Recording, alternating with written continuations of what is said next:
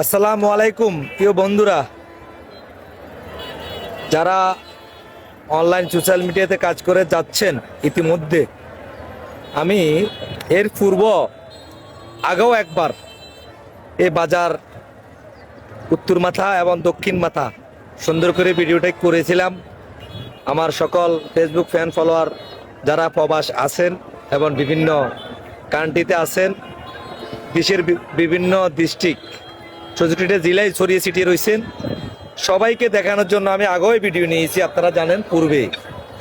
এখন আবারও ভিডিওটি নিচ্ছি এই জন্যে, দেখেন বিশাল গরু বাজার, ঈদের কোরবানি ঈদের বিশাল জামিলা এবং বিশাল একটি গরু বাজার মিলেছে।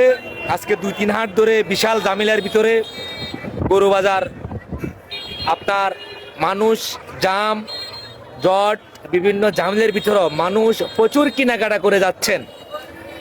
মানুষ বলে যাচ্ছেন যে আমাদের কাছে এখন খুবই অভাব, টাকা পয়সার সংকট, কিন্তু দেখেন আল্লাহর বিশাল হুকুম।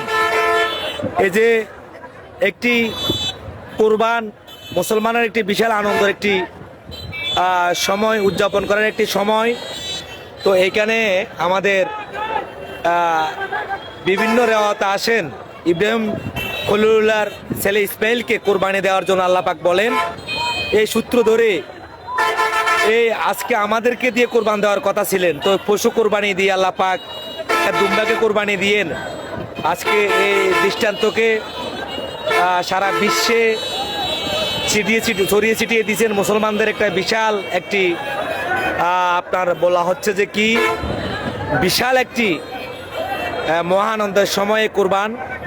তো সকলে দেখেন কি সুন্দর একটি বাজার মিলেছেন এবং অনেক সুন্দর একটি বাজার। দোয়াখালীর দক্ষিণে এই হাতিয়া বাজার বৃহত্তম অনেক বড় গরু বাজার, আপনারা সকলে জেনে থাকবেন ইতিমধ্যে।